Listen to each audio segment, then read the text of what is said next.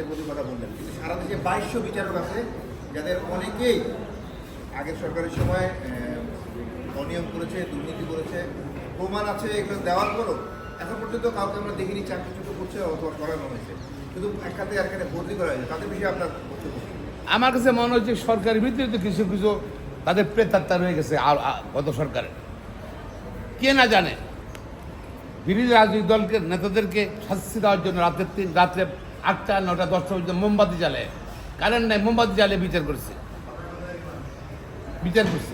তারা কোথায়? এখন তারা বন্ধ অভিজ্ঞতা আছে, তো ট্রান্সফার করছে। ট্রান্সফার করলে ট্রান্সফার কি পারমিশন নাকি?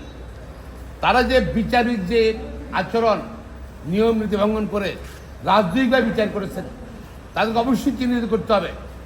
যারা এই 8টা 9টা পর্যন্ত বসে বসে টাইমের পরে বিচার করছে মোমবাতি জ্বালিয়ে, চিহ্নিত করতে হবে, তাদেরকে বিচার রিমুভ করতে হবে, অবশ্যই করতে হবে। কেউ উদ্যোগ দিচ্ছেন না।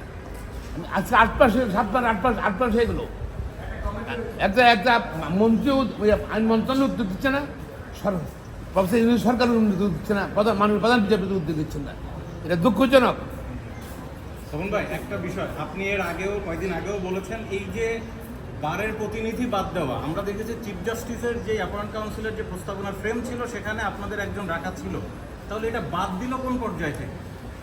বাদ দিল যে আমলা সচিবালয় আইন মন্ডলে তো আমলা, তারা চাকরি করে, তারা তাদের দেখেন আমলারা আইন আমার কাছে আমাদের মাননীয় আইন উপদেষ্টার কিন্তু আমাদের মিটিং হয়েছিল, ওনার মানসিকতা কিন্তু মনে হচ্ছিল যে না, উনি ব্যালেন্স একটা আইন করতে চান।